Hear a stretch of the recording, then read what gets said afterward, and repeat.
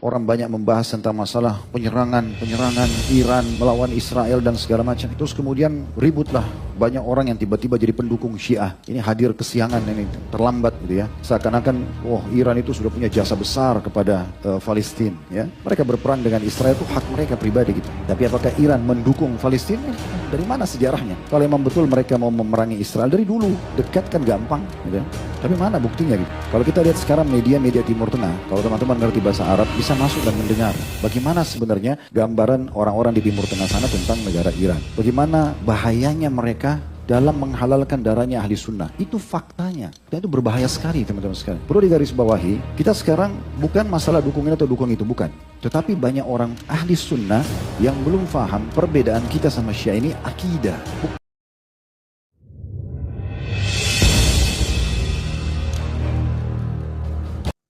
Allahumma salli ala Muhammad wa ala ali Muhammad fil alamin innaka Hamidum Majid. Ya ayyuhan nasu taqu rabbakumul ladzi khalaqakum min nafsin wahidah wa khalaqa minha zawjaha wa batha minhuma rijalan katsiran wa nisaa'a wattaqullaha alladzi tasaaluna bihi wal arham innallaha kana 'alaikum raqibah. Puji syukur kehadiran Allah dengan mengucapkan alhamdulillahirabbil alamin. Bersalawat kepada Nabi dengan mengucapkan Allahumma salli ala Muhammad wa ala ali Muhammad fil alamin innaka Hamidum Majid. Bapak Ibu sekalian yang berbahagia, mudah-mudahan yang hadir husnul khatimah. Berdoa kepada Allah untuk kedua orang tua kita. Yang pertama yang telah mendahului Allah tempatkan di tempat terbaik di sisinya, Allah terima amal ibadahnya, Allah kumpulkan kelak bersama orang-orang yang saleh. Dan untuk orang tua kita yang masih hidup, sehat, kuat, insyaallah husnul khatimah. Dan keluarga kita sakinah, mawaddah, warahmah. Amin ya rabbal alamin. Bapak Ibu sekalian yang berbahagia, malam hari ini saya mau minta doa kepada Bapak Ibu. Ada berita yang lagi hangat yang harus kita sampaikan. Karena berita ini tak mudah bisa sampai kepada siapapun. Ini berita tentang negosiasi yang sedang terjadi antara Amerika dengan Iran di Pakistan. Ini harus kita sampaikan. Saya sampaikan dulu, setelah itu baru kita doakan. Terserah orang mau bilang apa, tapi yang jelas ini penting untuk kita sampaikan. Bapak Ibu, negosiasi yang terjadi di Pakistan ini sampai hari ini belum menemukan titiknya. Tim negosiasi Iran bersikeras akan terus mempertahankan hak-hak masyarakat Iran dan menolak semua tuntutan dari Amerika Serikat. Menolak semua tuntutan dari Amerika Serikat. Sekarang kita sampaikan, apa tuntutan Amerika Serikat? Tuntutan Amerika Serikat yang pertama, meminta agar Selat Hormuz dikelola bersama dan dibuka untuk umum. Satu. Tuntutan kedua, tuntutan 0% dari enrichment. Jadi Bapak Ibu kalau ada orang masuk ke Iran, ke Selat Hormuz itu kan harus bayar ya. Persenan-persenannya kan harus jelas. Tuntutan Amerika 0%. Dan beberapa persoalan-persoalan yang lain terkait dengan Selat Hormuz. Kemudian tuntutan rudal balistik yang dimiliki oleh Iran untuk ditiadakan atau dimusnahkan. Bisa dipahami maksudnya ya? Dan tuntutan pemindahan uranium Iran yang telah diperkaya ke luar negeri. Jadi Amerika Serikat mintanya cuma sedikit, tak banyak, itu aja tuntutannya. Cuma kalau tuntutan ini disepakati oleh Iran, maka Bapak Ibu bisa dibayangkan bahwa nuklir-nuklir negara lain akan sama hebatnya seperti nuklirnya Iran, termasuk Amerika Serikat itu sendiri. Sekarang itu belum selesai, memang sedikit permintaannya.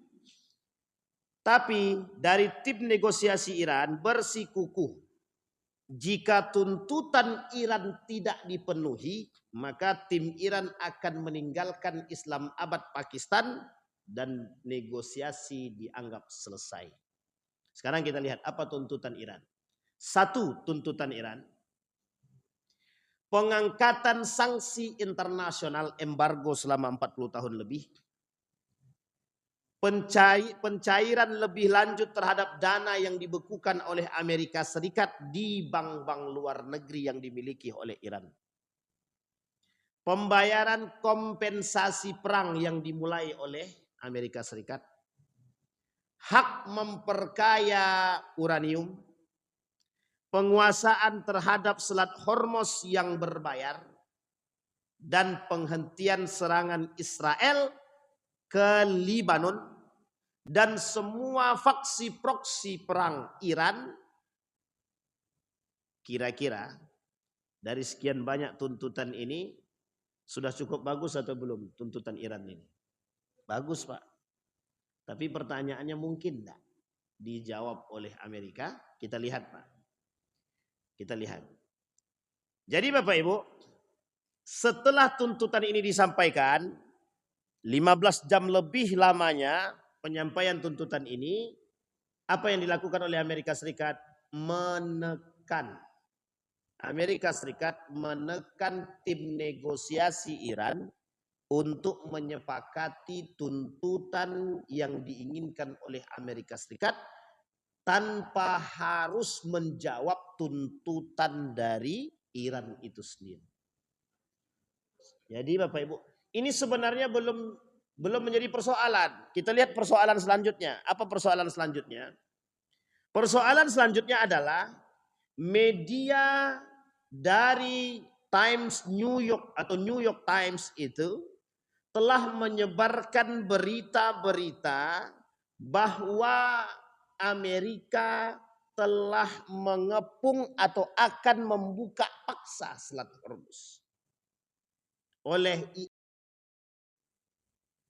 mengatakan dengan berita yang lebih valid bahwa Selat Hormuz hari ini masih dalam pengawasan IRA. Tidak ada sama sekali kekuatan dari Amerika Serikat yang mencoba mendekat. Jadi mereka sudah menggunakan media untuk memanipulasi dunia. Tapi kita tidak dapat berita kebenarannya. Karena berita ini hanya dimiliki oleh orang-orang yang berbayar. Jadi ada media-media yang berhak mendapatkan dengan catatan bayar. Nah, jadi ada media-media yang bayar, maka mereka bisa mendapatkan berita yang terbuka. Yang kedua, media mengancam jika Iran tidak menerima tuntutan permintaan Amerika Serikat di Pakistan, maka ada kemungkinan pesawat tim negosiasi Iran tidak akan bisa kembali sampai ke Teheran. Ancamannya. Jadi kan pembunuhan berarti. Sama bahwa jika seandainya tim negosiasi Iran tidak menyepakati itu, Amerika Serikat akan memaksa tim negosiasi Iran dengan cara apapun. Jadi ini dituliskan oleh seorang jurnalis yang memang mendapatkan hak untuk menyampaikan. Nah, Bapak Ibu sekalian yang berbahagia, apa jawaban daripada tim negosiasi Iran? Dengan tekanan antara hidup dan mati tadi, jawabannya cuma satu. Kami tidak akan menerima tuntutan apapun dari Amerika Serikat. Jadi ada dua kemungkinan. perang akan berkelanjutan atau perang akan semakin lebih hebat lagi. Cuma itu aja dua kemungkinannya. Perang berlanjut dan perang akan berlanjut lebih dahsyat.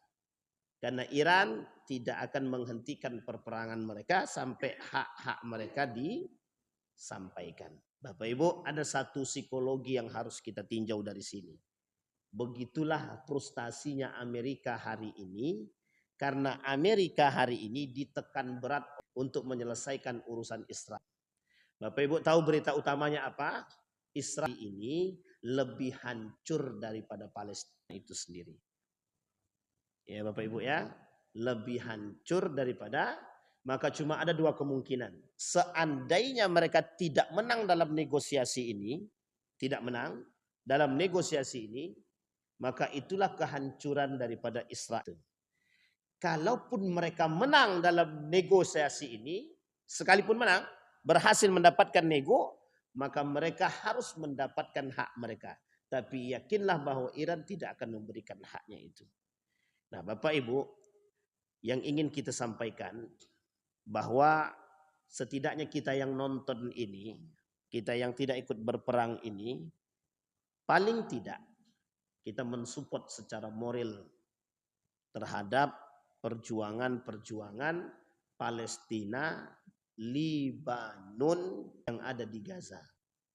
Bapak Ibu, saya ingin sampaikan, Gaza, Palestina sudah mulai hancur. Yang kedua, Gaza sedikit lagi tepian baratnya. Libanon 250.000 jiwa yang melayang. Apa yang terjadi?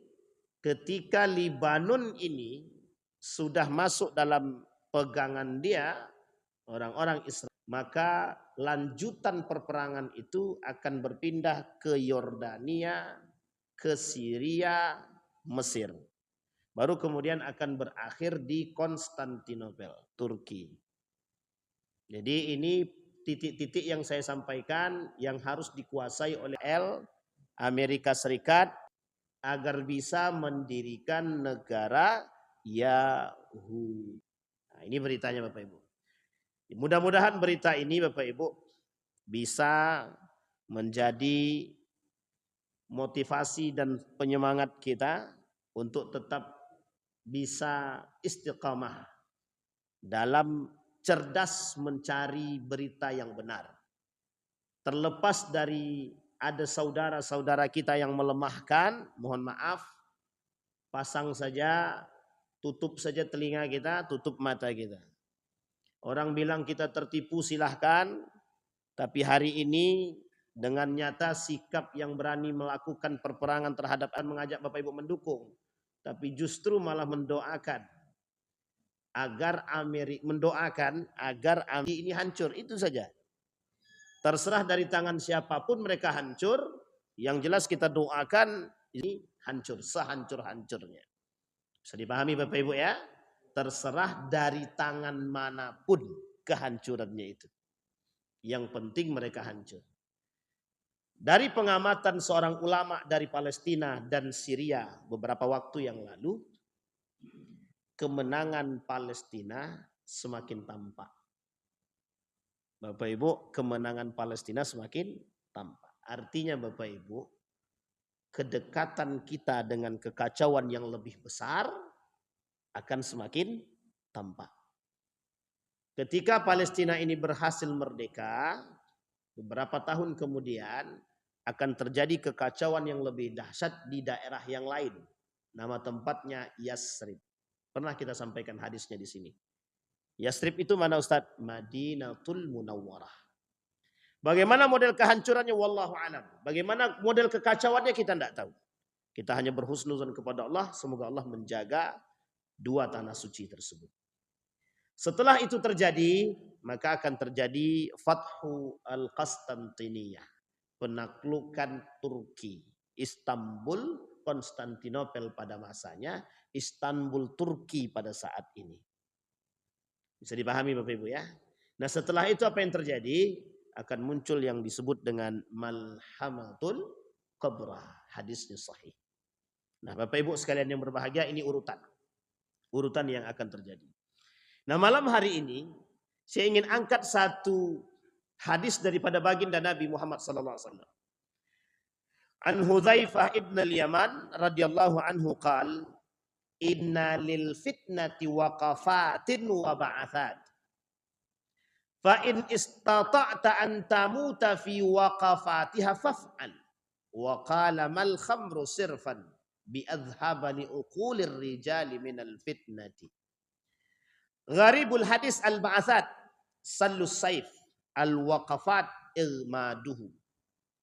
Apa artinya al-ba'athat? Sallus saif. Sallus saif itu apa namanya ya? Menghunus pedang. Artinya berperang lebih baik daripada atau mati lebih baik daripada kehilangan akal pada saatnya. Maka judul ini oleh penulis kitab ini judulnya adalah fitnah yang besar yang kelak terjadi di akhir zaman, namanya Dhihabul uqul indal fitnati atau indal fitani. Hilangnya akal sehat di masa-masa fitnah. Nah, Bapak Ibu, kita ini sekarang berada di masa-masa fitnah. Apa maksud hadis ini dan apa kaitannya dengan apa yang tadi kita sampaikan? Bapak Ibu, hari ini dengan tidak adanya atau sulitnya kita meraih berita-berita yang valid tentang persoalan Amerika, Iran dan lain sebagainya ini, maka kita diajak untuk mohon maaf menerawang kalau bahasa gaulnya. Tahu bahasa menerawang itu ya Bapak Ibu? Kita diajak untuk membahasakan seperti seolah-olah kita ini sedang menganalisa sesuatu tanpa adanya fakta. Yang seseorang berbicara Iran itu begini, orang lain berbicara Amerika itu begini. Bahkan ada yang berbicara jangan menghina Israel. Israel adalah nama Nabi Yakub. Dan kita harus tidak usah membela Iran karena Iran itu Syiah yang pernah membunuh 25.000 umat Sunni pada masanya. Dan berita-berita seperti ini diangkat, di blow up. Tujuannya adalah untuk menghilangkan akal sehatnya orang-orang mukmin agar kita bisa semakin lemah dengan posisinya. Bapak Ibu sekalian yang berbahagia, terlepas daripada persoalan Amerika Serikat, Israel dengan Iran, umat Muslim yang khususnya mengaku Sunni wajib punya sikap. Apa sikap yang harus kita tonjolkan dan kita tampakkan? Yang pertama, berakal sehatlah. Berakal sehatlah. Maksudnya apa? Itu bahasa kiasan. Ya, itu bahasa kiasan dan isyarat. Cerdaslah di masa-masa fitnah ini. Cerdaslah. Jangan mudah terprovokasi dan jangan menjadi provokator. Bisa dipahami Bapak Ibu ya? Jangan mudah terprovokasi dan jangan menjadi provokator. Karena kalau kita menjadi provokator, kita pelaku Pak. Kalau kita terprovokasi berarti mohon maaf sumbu pendek. Tahu maksudnya sumbu pendek Bapak Ibu? Kurang cerdas. Kecerdasan itu Bapak Ibu harus dibarengi dengan iman. Tidak bisa tanpa iman, tak bisa. Karena kalau kita cerdas di akhir zaman tanpa iman, blunder kalau bahasa orang Jawanya. Blunder itu enggak akan sesuai dengan apa yang diharapkan. Apa kata Syekh penulis kitab tersebut? Anna dhahabal uqul fil fitani bisababi istibahiha ala katsirin minan nas. Hilang akal sehatnya manusia di akhir zaman itu disebabkan banyak sekali kekacauan, ketidakjelasan yang membutuhkan akal sehat, kecerdasan, iman untuk berpikir. Artinya sebaliknya, kalau tidak ada imannya, tidak ada akal sehatnya, tidak bisa mengangkat akalnya dengan imannya, maka cuma ada dua kemungkinan. Yang pertama, terjebak dalam syubhat. Yang kedua, terjebak dalam fitnah. Bisa dipahami Bapak Ibu ya? Jadi ini penting Pak, penting. Saya heran dengan keadaan kita sekarang nih, terkhusus di Pekanbaru ini. Heran betul. Apa herannya? Di tengah beratnya yang dialami oleh saudara di Palestina dan Lebanon, masih banyak para orang-orang yang sibuk mencari merpati yang hilang. Ini bahasa kiasan Pak. Dulu saya pernah baca sejarah Pak Ustaz. Di sejarah dinasti Yarmuk itu Pak, pernah terbunuh masyarakat Palestina dalam perang salib itu 70.000. Darahnya sampai tingginya selutut kuda. Jadi darahnya masyarakat Palestina itu dalam pembunuhan yang dilakukan oleh tentara salib di Masjidil Aqsa itu, tinggi darahnya dalam catatan sejarah itu setinggi lutut kuda perang. Jumlah masyarakat yang dibunuh 70.000 di waktu yang bersamaan. Disampaikanlah oleh salah seorang utusan dari Syria Sam ketika itu, sampai menuju ke tempat Khalifah Muhammad dinasti Yarmuk ketika itu, Muslim Pak. Apa jawaban Khalifah itu? Burung merpatiku sudah hilang 3 hari. Lebih penting untuk dicari ketimbang urusan Palestina. Bisa dipahami maksud ini? Apa kata dia? Burung merpati yang hilang itu sudah 3 hari. Lebih dia cemaskan, lebih dia khawatirkan ketimbang 70 nyawa umat muslim yang terbunuh di Palestina. Begitulah keadaan kita hari ini. Sekarang saya tanya, ada saudara seiman kita terbunuh. Satu sisi ada umat muslim seperti kita ini sedang asik lomba cari duit. Kalau betullah Palestina itu, Baitul Maqdis itu, Masjidil Aqsa itu dimiliki oleh umat muslim, maka siapa yang berhak menjaganya? Orang Palestina kah atau seluruh umat muslim di dunia? Seluruh umat muslim di dunia. Jadi kita ini tak pernah merasa memiliki Palestina. Kita tak pernah merasa memiliki Masjidil Aqsa. Itu kiblat kita yang pertama. Sebelum datangnya Masjidil Haram, sebelum diperintahkan oleh Allah untuk pindah ke Masjidil Haram. Fawalli wajhaka syatral Masjidil Haram. Pertanyaan muncul, Pak. Pertanyaan muncul.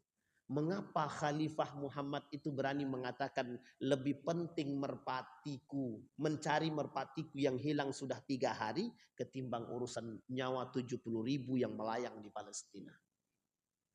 Itu penghinaan bagi utusan ini tadi, bagi utusan Syam tadi, itu penghinaan, Pak. Betapa tidak berharganya nyawa mereka. Itu yang dirasakan oleh orang Palestina sekarang. Kami mengadu kemana? Maka wajar kalau mereka hari ini Pak berteriak begini. Kami tidak butuh kalian. Yang kami butuhkan adalah Allah. Itu wajar Pak. Kenapa wajar? Karena kemana tempat untuk mengadu? Negara-negara Arab. Apa kata Donald Trump dalam pidato resminya?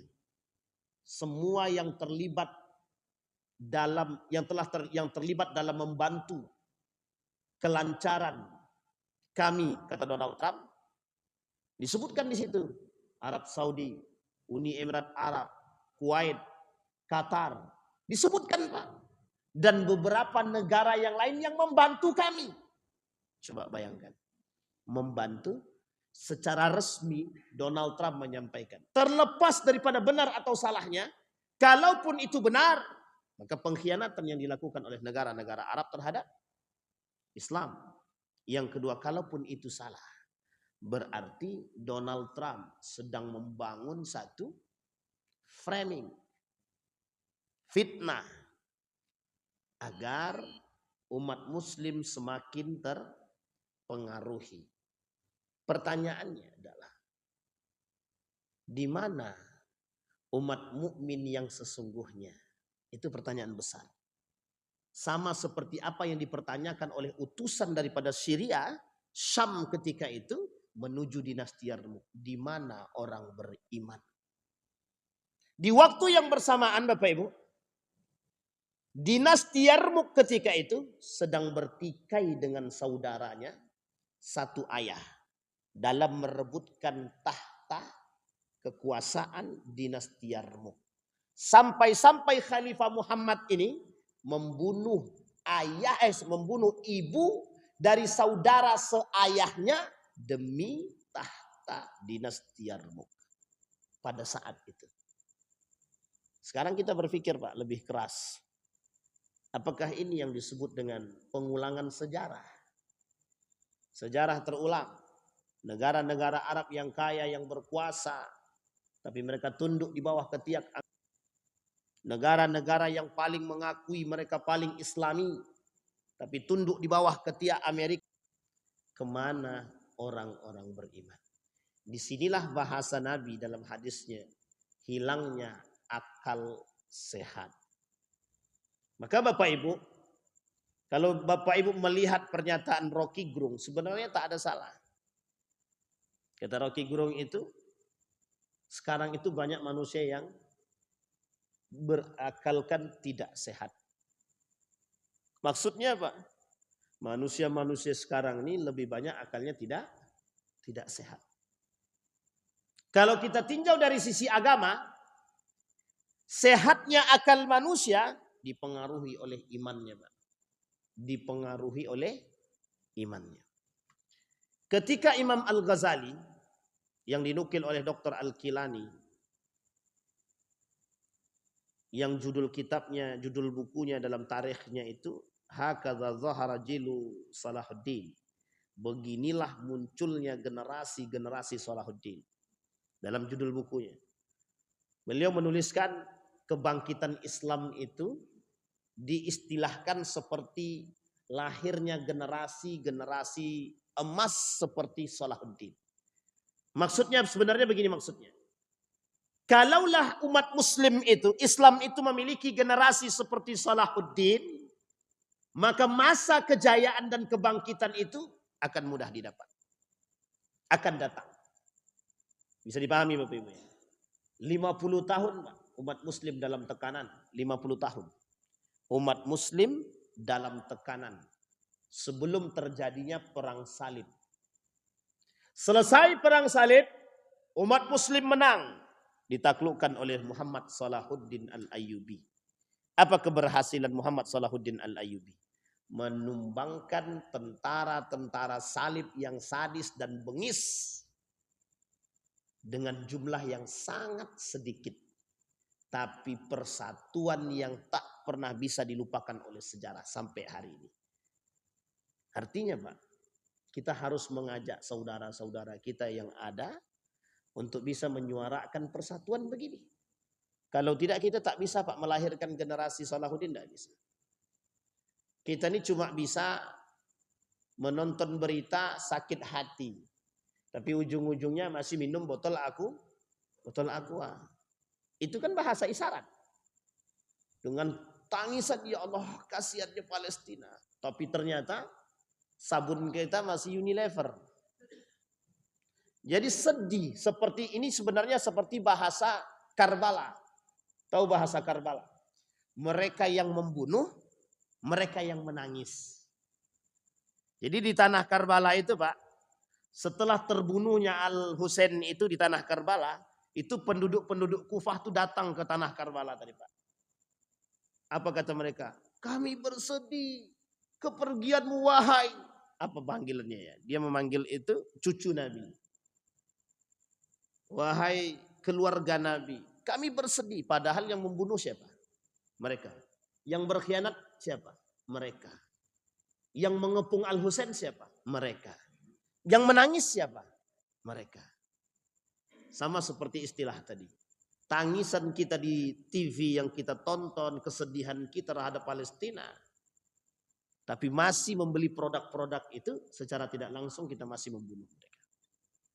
Sama istilahnya, ketika kita tak mampu membela Palestina, tapi justru mencaci kelompok-kelompok, memaki kelompok-kelompok yang berperang demi Palestina. Jadi sekarang ini bahasanya begini. Iran itu tidak berperang untuk Palestina. Sekarang saya tanya Bapak Ibu. Siapa yang paling berani menghancurkan Amerika?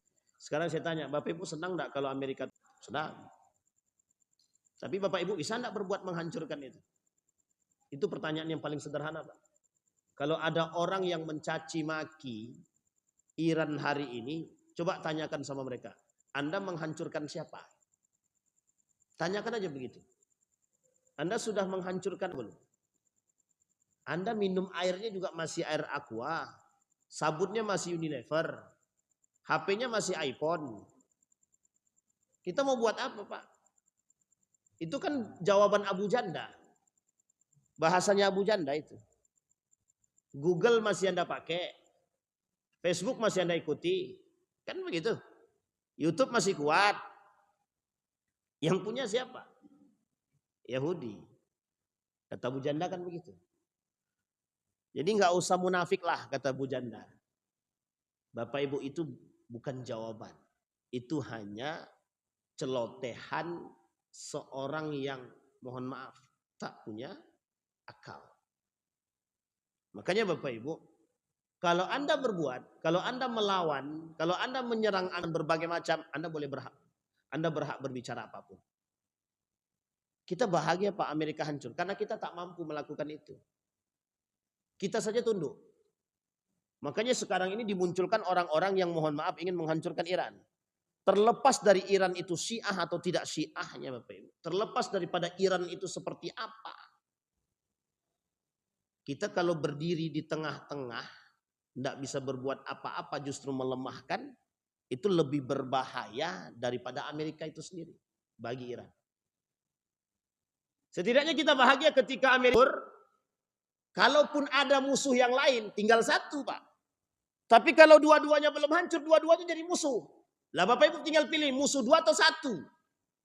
Ya harusnya nggak usah punya musuh Pak. Harusnya kan begitu.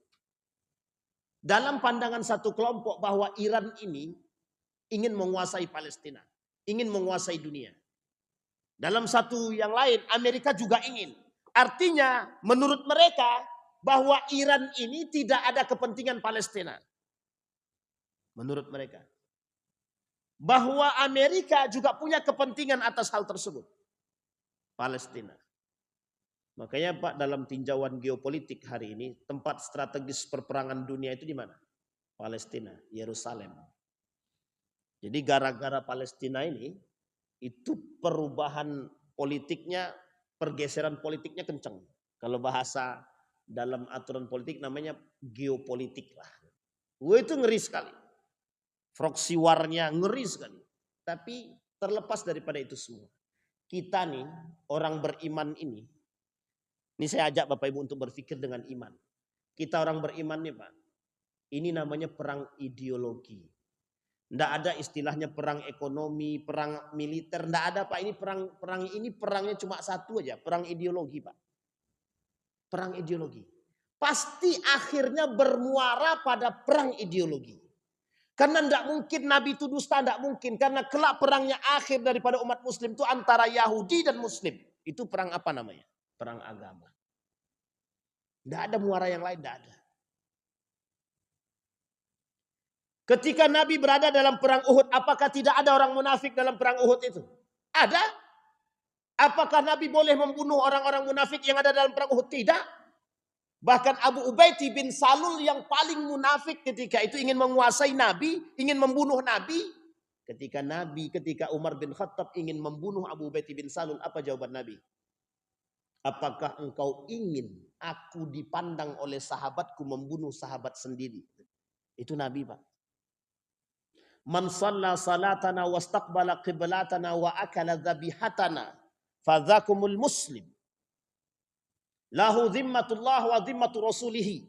Fala tukhfirullah fi zimmatih. Hadis riwayat Bukhari. Bapak Ibu sekalian yang berbahagia. Apa kata Nabi? Yang sholatnya sama seperti kita. Yang kiblatnya masih sama seperti kita. Yang mereka makanan sama seperti kita. Yang kita potong, yang dibuat, yang halal. Mereka itu muslim. dan mereka berhak mendapatkan pertanggungjawaban, mendapatkan penjagaan dari Allah dan Rasulnya. Fala tukhfirallaha fi dhimmatih. Jangan pernah mencampuri urusan Allah dalam persoalan tanggung jawab dan penjagaan terhadap siapapun yang Allah kehendaki. Nyawanya seorang muslim itu, Pak, nyawanya seorang muslim, munafik dia, Pak, munafik muslim ini, nyawanya seorang muslim itu haramun kahurmati yaumikum hadza wa syahrikum hadza wa biladikum hadza.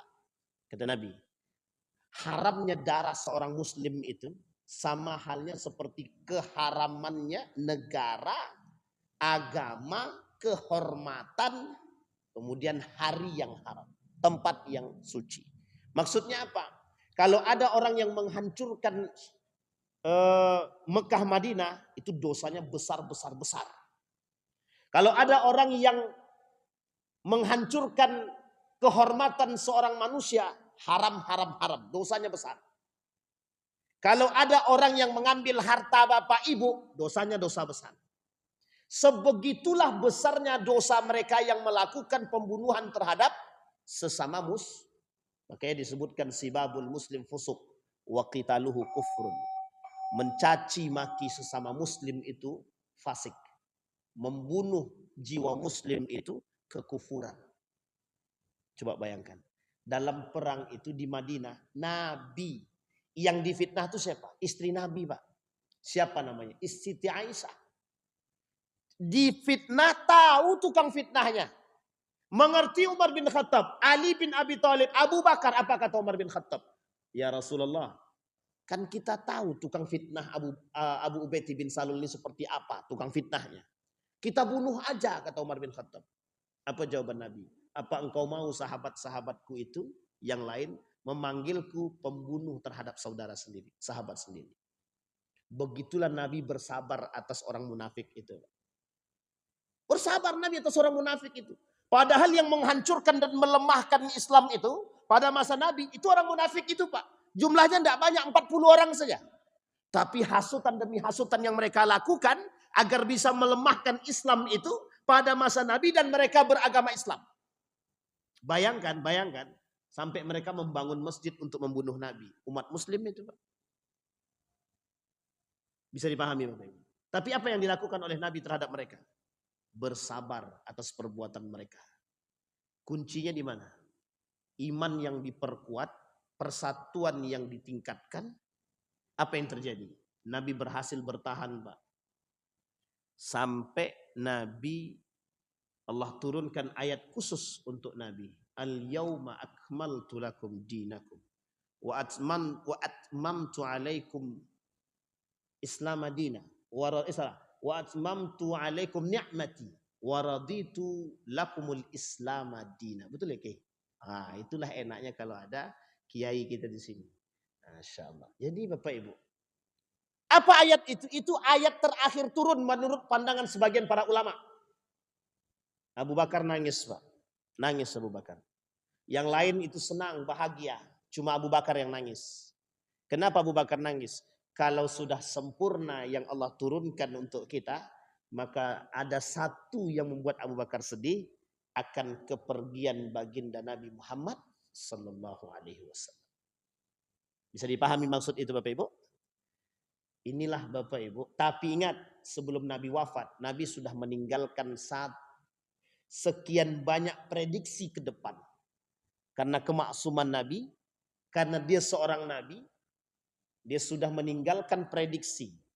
Ditaklukkannya Persia, ditaklukkannya Konstantinopel pada saatnya. Betul, Pak. Islam berjaya, Pak.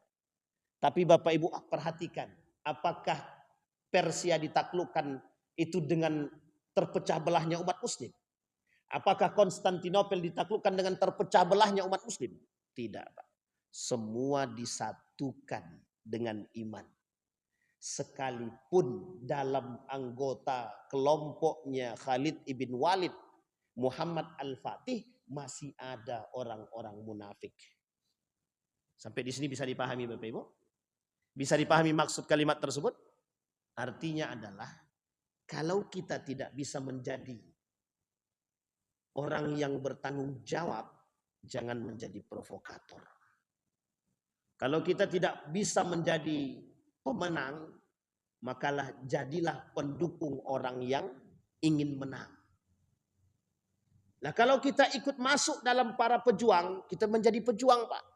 Tapi kalau kita masuk dalam barisan pecundang feodal, ya kita tetap akan menjadi pecundang feodal sampai kapanpun.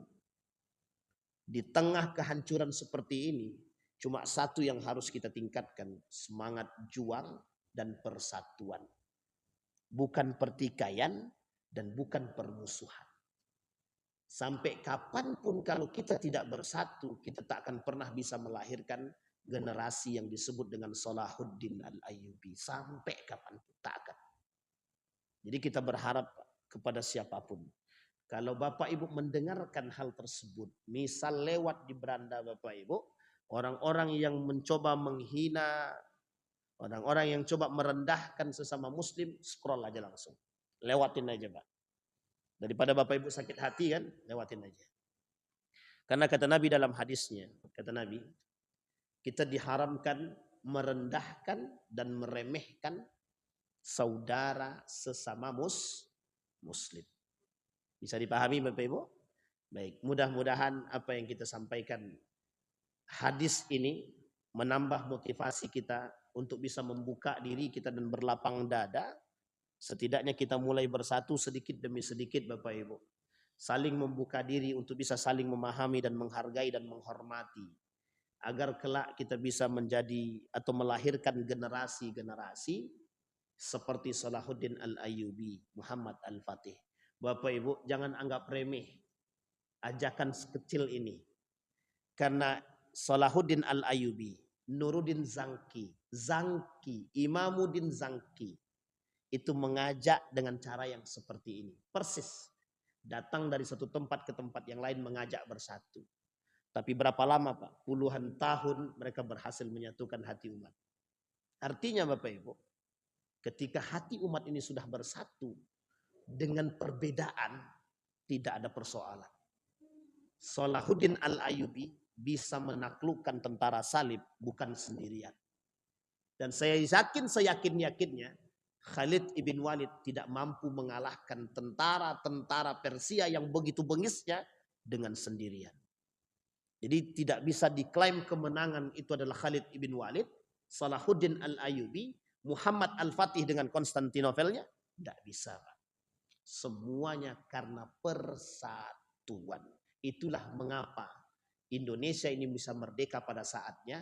Karena ada satu kalimat seruan jihad yang menjadi ontolannya ketika itu dan didengar oleh siapa? Umat muslim seluruh Indonesia. Siapa dia? Kiai Haji Hashim Al-Asy'ari yang mengeluarkan satu resolusi jihad dalam fatwanya. Berjihadlah, yang mati dalam jihad ini membela negara, matinya mati syah. Bagaimana kalau kita berjihad demi membela agama? Kira-kira mati sebagai pecundang atau mati dalam keadaan syahid? Itu yang kita harapkan. Maka Bapak Ibu, ada sebelum saya tutup, ada satu pernyataan dari seorang pengamat politik dan agama orang Amerika. Apa yang membuat Amerika, Zionis, Yahudi, Israel takut dengan umat muslim? Jawabannya cuma satu. Takut akan bangkitnya Islam itu sendiri. Itu menjadi kata kunci bagi kita. Artinya sampai kapanpun mereka pasti akan melakukan agar Islam tidak bangkit. Jadi apapun akan mereka lakukan. Disinilah bahasa hilang akal sehat tadi. Kita umat muslim ini diajak berpikir, kita umat muslim ini dijauhkan dari bahasa yang tadi. Alah, tidak perlu Islam bangkit. Toh hidup kita sekarang sudah enak. Ekonomi kita sudah oke, pendapatanku sudah sekian juta. Meskipun aku jual diri, yang penting duitku banyak. Dianggaplah kita ini hidup dengan harta. Bahagia dengan materi. Bisa dipahami Bapak Ibu ya? Mudah-mudahan ada manfaat. Mudah-mudahan semakin cerdas kita semua. Akal kita semakin sehat. Insya Allah kita yang hadir husnul khatimah. Amin ya rabbal alamin. Fa'tabiru ya ulil absar. La'allakum tuflihun. Assalamualaikum warahmatullahi wabarakatuh.